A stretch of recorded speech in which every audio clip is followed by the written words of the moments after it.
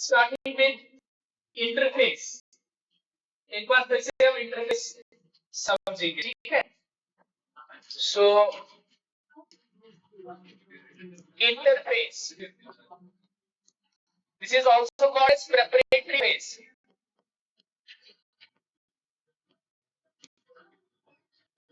Preparatory phase, ठीक है। सो interface जो है ये सेल साइकिल का it constitutes about 90% of the total cell cycle and time के हिसाब से it takes 95% of total time of cell cycle। ये हमने देखा था कल। It is also called as preparatory phase, इसको दूसरा नाम हम बोलते हैं preparatory phase और growing phase। It is long, non-dividing, सबसे लंबा होता है long, non-dividing and growing phase। इसमें सेल जो है मैक्सिमम ग्रोथ अटेम्प्ट करती है, इसलिए हम इसको क्या बोलते हैं, growing.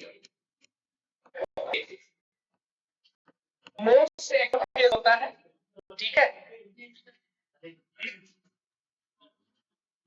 It is most active phase of cell cycle.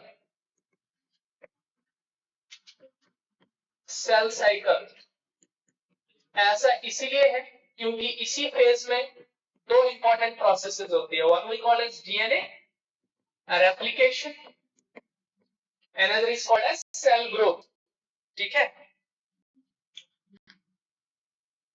दो इंपॉर्टेंट प्रोसेस जो है सेल ग्रोथ और डीएनए रेप्लिकेशन इसी फेज में होती है, इसलिए ये most active phase of cell cycle कहलाता है।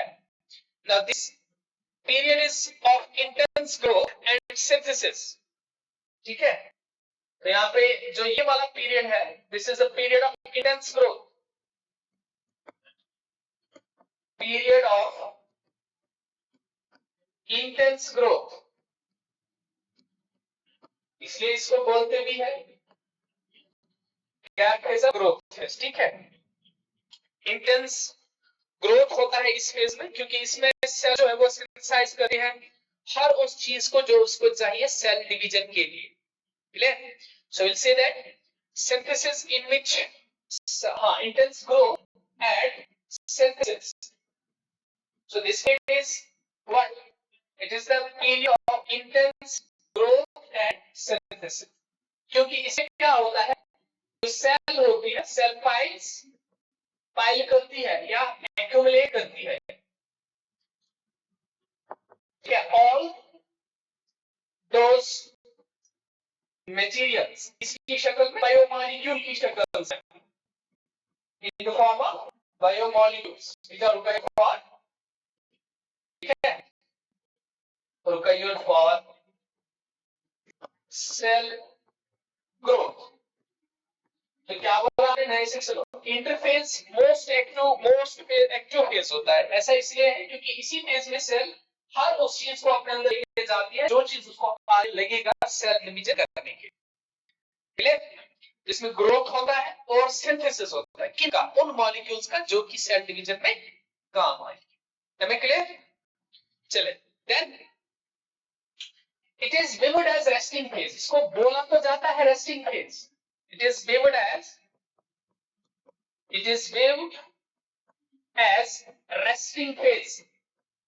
क्या बोलते हैं हम इसको, रेस्टिंग फेज। दिखने में लगता है ऐसा है कि सेल रेस्ट में है, बट एक्चुअली ऐसा नहीं है क्योंकि सबसे इंटेंस फेज है, इसी में ग्रोथ हो रही है, इसमें डीएनए रेप्लिकेशन वगैरह होती है, ठीक है, इसमें ऑर्गेनल्स का डुप्लीकेशन हो रहा है। So it is viewed as resting phase क्योंकि इसमें apparent activity related to cell division नहीं होता है because of absence of apparent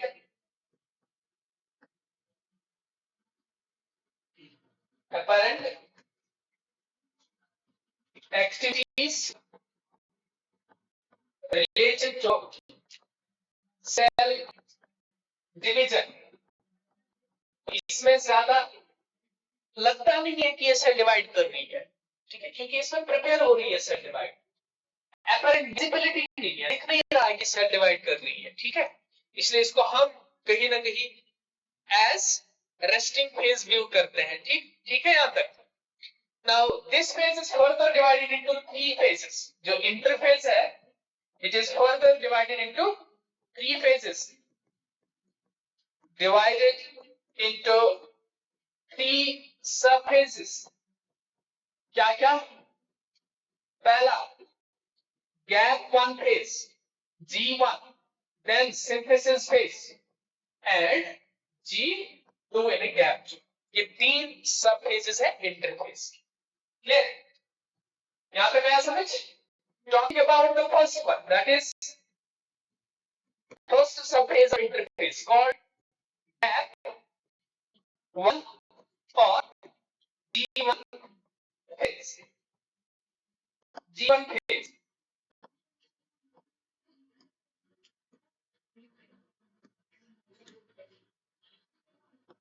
G1 phase में क्या होता है? ठीक है? G1 phase और gap 1 phase, it is the longest phase of interface. अगर interface में भी सब phases देखोगे सबसे ज्यादा लंबा कौन है? So ये G1 phase है. It is longest subphase of interface. Interface का longest subphase कौन है? gap 1 phase. Clear? तो पूरे सेल साइकिल का लॉन्गेस्ट फेज कौन है? इंटरफेज है. इंटरफेज का कौन लॉन्गेस्ट सब फेज है? गैप 1 फेज है. Am I clear? तो ये कहां से स्टार्ट होता है, कहां पे एंड होता है? जैसे कल का साइकिल आपको याद है, it starts from, yeah, it is the time interval between mitosis and initiation of DNA replication. It is the interval between mitosis, M phase, and initiation of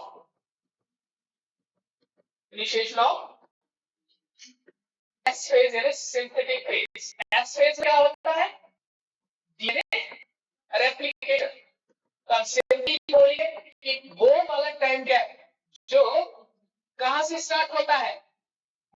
M phase से till initiation, mitosis और S phase, ठीक है, वहां तक जो time gap है वहां पे आपको क्या आएगा? G1 phase.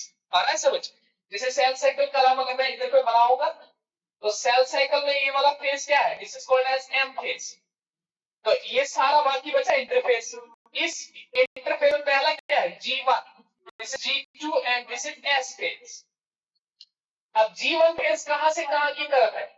Now it is the time between mitosis and G2 phase. Sorry, not S phase. It is G2. And G2 में क्या होता है? DNA replication. आया समझ? Am I clear? Actually, I have put it wrong. It is यहाँ पे G1, then S phase and G2. Clear? आया समझ? Now यहाँ पे G1 से S phase ही है. Clear? अब आया समझ? चलिए. That is the time period between कहां से? माइटोसिस यानी M phase से लेके S phase. M phase का last phase क्या होता है? Cytokinesis. So we can also say it is a time period between cytokinesis and S phase. S phase का पहला इवेंट क्या होता है? Replication of DNA. So एक और हम बताएंगे कि it is a time interval between कहां से कहां तक? Replication of DNA. यहां बोलेंगे यहाँ पे cytokinesis से लेके initiation of replication तक. Clear? चले. Then what happens during, what are the various events that occur during the G1? During G1 phase, the cell remains metabolically active. Cell क्या होती है? Metabolically active होती है. During this phase, cell remains, during gap 1 phase, cell क्या होती है? कौन सी cell? जो सेल साइकिल में जा रही है. This is cell is metabolically active. Active यानी इसमें number of metabolic activities हो रही होती है साइमल्टेनियसली। इसका मतलब इसमें एनर्जी कंजम्पशन भी ज्यादा होगा, एनर्जी भी ज्यादा लग रही होगी इस फेज में, ठीक है। Now it grows continuously but does not replicate its DNA. इसमें क्या हो रहा है, cell is metabolically active, it grows continuously but does not replicate its DNA. DNA replication नहीं होता। I am repeating once more, longest phase of interphase, subphase of interphase, interval between mitosis and initiation या S phase initiation DNA replication, ये इसके साथ है S phase। then gap one phase में क्या होता है, सेल मेटाबॉलिकली एक्टिव होती है, कंटिन्यूअसली ग्रो करती है और रेप्लिकेट नहीं करती लेकिन अपना क्लियर। तो फिर क्या होता है इसमें, जो आगे एस फेज में रेप्लिकेशन करना है ना, एस फेज में क्या होगा, सिंथेसिस फेज में रेप्लिकेशन होगा। तो उस रेप्लिकेशन को होने के लिए हमारे पास रॉ मटेरियल्स होने चाहिए। नवा रेप्लिकेशन, पहले इस चीज को समझोगे आप। ये डीएनए रेप्लिकेशन सबसे इंपॉर्टेंट इवेंट है किसका, सेल साइकिल का। अच्छा इसमें मैं लिखता हूं, जो एस फेज है, जो आगे वाला फेज यानी एस फेज है, इसमें सबसे इंपॉर्टेंट ये है कि इसमें हो जाएगी DNA replication. What is DNA replication, parent gene का पेरेंट डीएनए का कॉपी बन जाएगा, एक और कॉपी बन जाएगा, रेप्लिकेट करेगा, रेप्लिका बनेगा। क्लियर। नाउ इस नए पेरेंट डीएनए से क्या बनेगा, न्यू डीएनए, और पेरेंट डीएनए तो है ही उधर, ठीक है। तो न्यू डीएनए को बनाने के लिए क्या चाहिए, डीएनए किस चीज का बना है, न्यूक्लियोटाइड्स का, है ना, न्यूक्लियोटाइड्स, ठीक है, एडेनिन, गुआनिन, साइटोसिन, थाइमिन, ठीक है ना। इतना आपको अभी नहीं पता होगा, बस इतना याद रखो कि जो नया डीएनए बनाना है एस फेज में, सिंथेटिक फेज में, उसको बनाने के लिए क्या बनाने है, पहले रॉ मटेरियल्स जो नए डीएनए को बनने के लिए लगेंगे, उसको क्या बोलेंगे, न्यूक्लियोटाइड्स। तो न्यूक्लियोटाइड सिंथेसिस कहां पे होगा, गैप वन फेज, आया समझ।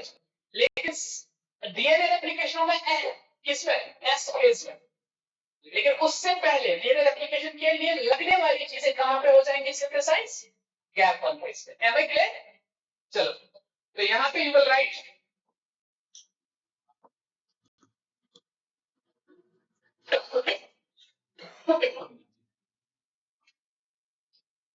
चलिए इसमें आप लिखोगे, in this phase what happens, इस फेज में क्या होता है, cell synthesises nucleotides. Gap one phase में लिखोगे आप, cell synthesises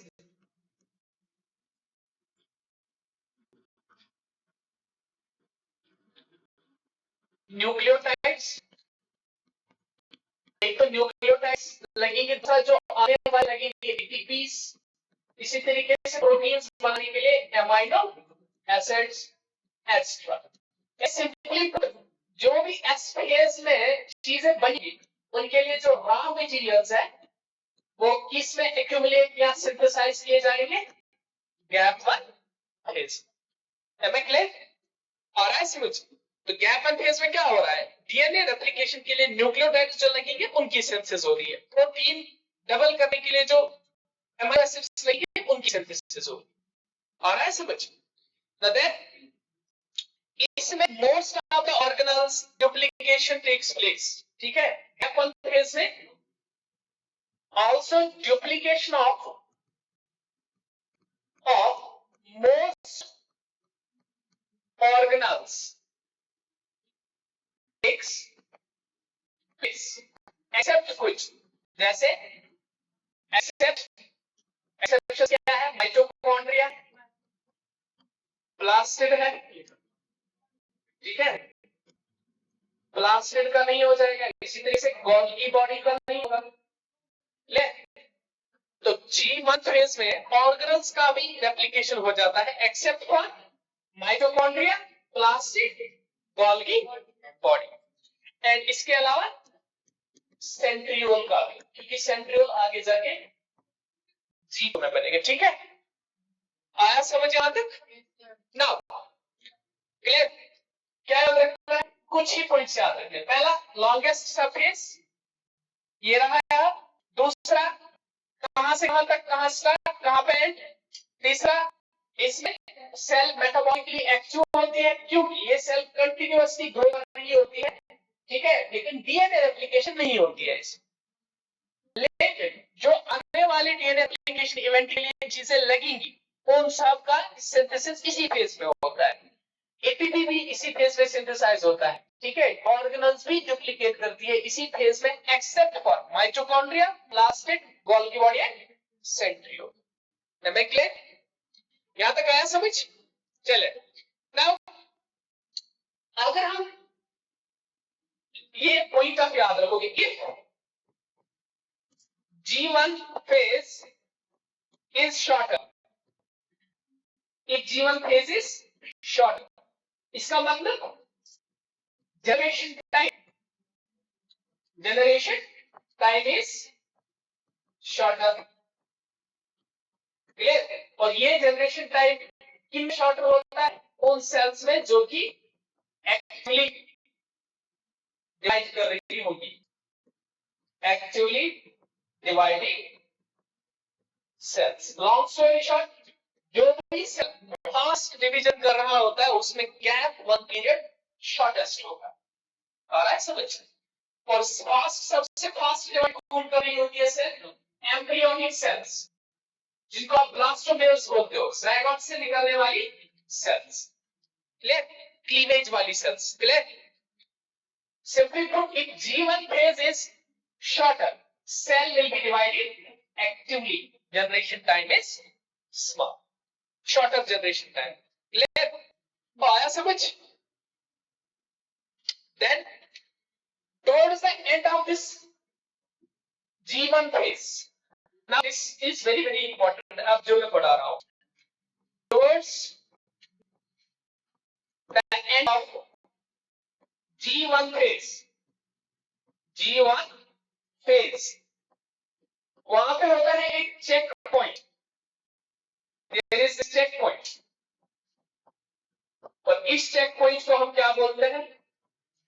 G1 to S check point. मतलब यानी यहां पे चेक हो जाता है कि G1 में जो इवेंट्स हुए, क्या वो ठीक से हुए? क्या सेल इस काबिल है कि वो डिवीजन में इंटर कर सकती है? क्या सेल में कोई ऐसी चेंज तो नहीं हुई जिसकी वजह से आगे जाके सेल को प्रॉब्लम हो जाएगा? चेक पॉइंट का काम क्या होता है? ये चेक करना कि जो आगे हुई है प्रोसेस, क्या वो क्लियरली हुई है या नहीं हुई है। Alright, so by the end of this G1 phase, there is this checkpoint called G1S checkpoint. Am I clear? यहाँ तक आया समझ?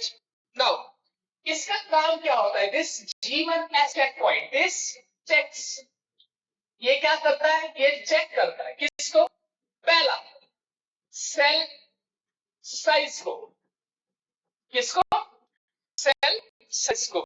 Is the cell large enough to divide? Is the cell large enough to divide? कहीं ऐसा ना हो कि जो न्यूक्लियोसाइटोप्लाज्मिक ग्रंथि है वो फिर से गड़बड़ा जाए। तो ये चेक क्या कर रहा है? ध्यान रखना मेरी तरफ, ये चेक पॉइंट बड़ा ही इंपॉर्टेंट है अंडरस्टैंड रखना। तो हमने बोला जब सेल G1 फेज कंप्लीट करेगी, उसके बाद सेल इंटर हो जाएगी चेक पॉइंट पे। वो चेक पॉइंट क्या करेगा? इस सेल का ये चीज चेक करेगा। पहला क्या चेक करेगा कि ये जो डिवाइडिंग सेल है, क्या इसका साइज इतना है कि ये डिवाइड कराएगी। ठीक है, पहला ये चेक करेगा। दूसरा, what will it check? Nutrients and energy availability.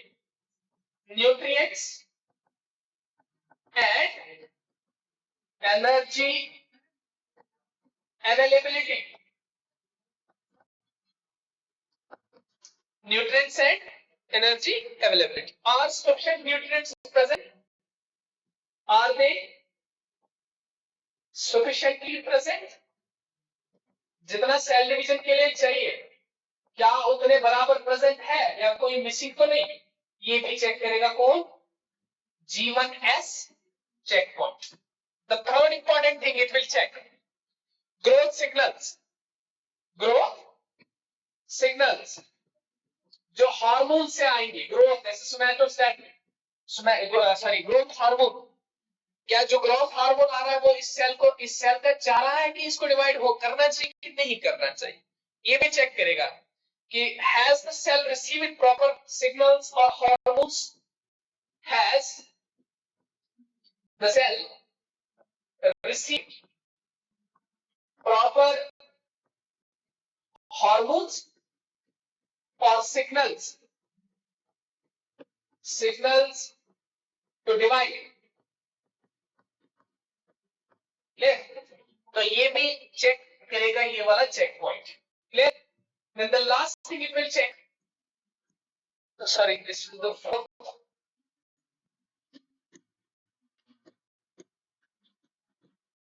point. तो फोर्थ क्या चेक करेगा ये check point, DNA damage. DNA damage यानी जो आगे जाके डीएनए रेप्लिकेट करने वाला है, क्या वो डीएनए ठीक है, कहीं ये इसमें कोई डैमेज तो नहीं आ गया है. So it will also check this. Is the DNA healthy and undamaged? Is the DNA healthy and undamaged? Clear? Now see. क्या बोला आपने कि जब जीवन फेज कंप्लीट हो जाएगा तो सेल एंटर करेगी चेक पॉइंट में. इस चेक पॉइंट में क्या चेक होगा, पहला सेल का साइज सफिशिएंट है, क्या ये डिवाइड कर पाएगी, दूसरा न्यूट्रिएंट्स प्रॉपर्ली अवेलेबल है, क्या एनर्जी सफिशिएंट है, तीसरा कि क्या ग्रोथ सिग्नल्स आए हैं कि ये खुद से डिवाइड तो नहीं कर रहा है, अनकंट्रोल्ड डिवीजन तो नहीं है, थर्ड ये डैमेज तो नहीं हुआ है जीवन फेज पे. क्लियर, क्योंकि अगर डैमेज डीएनए का सेल डिवीजन हो जाएगा तो आगे आने वाली सेल सारी डैमेज्ड होगी, तो ये ऑर्गेनिज्म पूरा कहीं ना कहीं ब्रेक डाउन हो जाएगी इस ऑर्गेनिज्म की नॉर्मल फंक्शंस. क्लियर, तो फिर क्या हो जाएगा, एवरीथिंग इज नॉर्मल. इफ अगर हर कोई everything is normal, if everything is normal what will happen, तो सेल प्रोग्रेस करेगी, कहां की तरफ जाएगी, एस फेज में जाएगी. Clear, cell proceeds to S phase. Cell proceeds to S phase. S phase में जाएगी सेल, where जहां पे क्या होगा, the most important event where replication of DNA takes place. Of DNA takes place. Clear है यहां तक. तो ये हम चेक करेंगे कि जो सेल डिवीजन है उसके होने के लिए जो सबसे इंपॉर्टेंट इवेंट है that is replication of DNA, वो हो रहा है, सॉरी वो रेप्लिकेशन के लिए उसको तैयार करेंगे सेल को. क्लियर, चलो then once the cell passes G1S checkpoint there is no way back. एक बार इसे चली गई सेल तो वहां पे फिर ऑलमोस्ट एक ही चेक पॉइंट है, उसमें क्रॉस करना है, माइनर चेक पॉइंट है. तो लेकिन ये मेजर चेक पॉइंट है, G1S है, तो G1S है, यहाँ पे लिखना G1S check point, this is major check point. क्या है, मेजर चेक पॉइंट है. If cell passes this checkpoint, then what will happen, cell cycle is almost inevitable. ठीक है, इनएविटेबल होगा, यानी फिर होगा ही होगा, चांसेस है कि वहां पे होगा ही होगा सेल साइकिल. ठीक है, या बोलिए cell cycle is almost inevitable या डेस्टाइन्ड टू हैपन, यानी अब ये होगा ही, बहुत ज्यादा चांसेस बढ़ जाते हैं कि सेल साइकिल कंप्लीट हो जाए. क्लियर. नाउ यहां पे एक इंपॉर्टेंट पॉइंट आता है कि हमारी बॉडी में बहुत सारी सेल्स होती है, ऐसी सेल्स जो डिवाइड नहीं करते, जैसे हार्ट की सेल्स, हार्ट सेल्स, या फिर इसी तरीके से न्यूरोनल सेल्स, न्यूरोनल सेल्स, ये क्या करते हैं, एक बार किसी इंसान में डेवलप हो गए उसके बाद इनका डिवीजन करना बहुत मुश्किल हो रहा है। यहां बोलेंगे कि ये डिवाइड ही नहीं करते, और ऐसा समझ। तो जब ये सेल्स डिवाइड नहीं करते हैं तो सेल साइकिल के कौन फेज में रहते हैं, तो याद रखना है G1, these cells after completing G1 phase, जब ये G1 phase कंप्लीट करेंगे, they will enter into one more phase called G0 phase। बहुत बहुत इंपॉर्टेंट, ये अभी तक हमने डिस्कस किया है। तो क्या बोल रहे हैं कि अगर कोई ऐसी सेल है जो डिवाइड नहीं कर रही है पूरी लाइफ, उसको रहना है इस फेज में, वेजिटेटिव फेज में, डिवीजन वाले फेज में नहीं रहना। तो वो सेल कौन से फेज में, G1 के बाद जाती है G0 फेज में। This is also called as quiescent stage. Clear? जैसे कि हार्ट की सेल्स डिवाइड नहीं करती है, तो वो सेल साइकिल के कौन से फेज में है, G0 फेज में। आया समझ? So what is G0 stage? आप लिखो हार्ट सेल्स, न्यूरोनल सेल्स, ये क्या है? These are non dividing cells, these are non dividing cells. तो जो नॉन डिवाइडिंग सेल्स होते हैं ये आफ्टर कंप्लीटिंग G1 फेज किसमें चले जाते हैं, G0 फेज में, G0 स्टेज में। Clear? Now in this phase cells remain metabolically active. ये लिखना है G0 फेज किसका फेज है, of cell cycle. In this phase,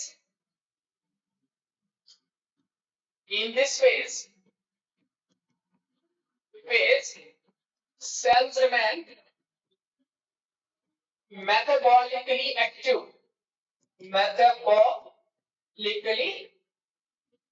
यानी ये तमाम नॉर्मल प्रोसेसेस करेंगे एक्सेप्ट फॉर सेल साइकिल। ठीक है? But do not proliferate, but do not proliferate unless asked to do so। फिर से मैं बोल रहा हूं, G0 फेज हमने बोला प्रेपरेटरी फेज है एस फेज के लिए। अब G1 फेज प्रेपरेटरी फेज है एस फेज के लिए। अगर G1 फेज कंप्लीट हो गया तो सेल डिवाइड नहीं करना चाहती है, रेस्टिंग स्टेज में आना चाहती है, तो वो नेक्स्ट फेज में चली जाती है, उसको G0 फेज। तो G0 फेज सिर्फ पूरे में प्रेजेंट होगा, नॉन डिवाइडेड सेल्स में प्रेजेंट होगा। It is also called as quiescent stage. G0 phase is also called QUIESCENT, quiescent stage. Quiescent stage इसको हम बोलते हैं। आया समझ? Then comes the next phase. ठीक है? दो केसेस है after completing the G1 phase, दो कंडीशंस है, या तो सेल G0 फेज में आएगी या तो सेल S फेज में जाए। Once cell has entered into the S phase, तो इसका मतलब सेल साइकिल होना ही होना है, अनलेस की कोई डैमेज ना हो, अनलेस की दूसरा चेक पॉइंट पास ना कर पाए। ठीक है? और ऐसा कुछ। चलो, now talking about the next phase called S phase. So this is second sub phase of interphase called S phase. S phase, or it is also known as synthesis phase. ठीक है? According to your NCERT or according to other books, it is also called as synthetic phase. Synthesis phase बोलो, synthetic phase बोलो, एक ही बात को refer किया जाता है। Now, what happens in this phase? The most important event of cell cycle, that is DNA replication. DNA replication takes place. ठीक है? अब यहां पे थोड़ा सा ध्यान रखोगे, what does DNA replication mean? हर एक सेल में एक डीएनए मॉलिक्यूल होता है जो कि डबल हेलिकल होगा, है ना? ऐसे करके डबल हेलिक्स डीएनए मॉलिक्यूल होता है जिसमें 2 स्ट्रैंड्स होंगे। ठीक है, 2 स्ट्रैंड्स होते हैं डीएनए मॉलिक्यूल में, एक 5 प्राइम 3 प्राइम, दूसरा 3 prime to 5 prime. These are the 2 strands found in the DNA. ना होता क्या डीएनए रेप्लिकेशन में, इन 2 स्ट्रैंड्स में ये अलग हो जाएगी, ये अलग हो जाएगी। तो मान लीजिए ये अलग हो गई एक स्ट्रैंड, दिस 3 प्राइम 5 प्राइम, दूसरी स्ट्रैंड होगी अलग 5 प्राइम 3 प्राइम। क्लियर? अब ये वाली स्ट्रैंड भी एक और स्ट्रैंड बनाएगी अपनी जैसी, ये वाली स्ट्रैंड भी एक और स्ट्रैंड बनाएगी अपनी जैसी। तो इसी को हम बोलते हैं डीएनए रेप्लिकेशन करना। क्या हुआ? पैरेंट डीएनए मॉलिक्यूल जो डबल स्ट्रैंडेड था, इसके पहले अलग अलग स्ट्रैंड्स हो गए। वंस अलग अलग स्ट्रैंड्स हो गए तो हर दोनों में से एक एक स्ट्रैंड अपना दूसरा दूसरा खुद से बनाया, तो हो गए ना एक के 2 कॉपीज। क्लियर? आया समझ? चलिए, rest of things will take care tomorrow इंशाल्लाह।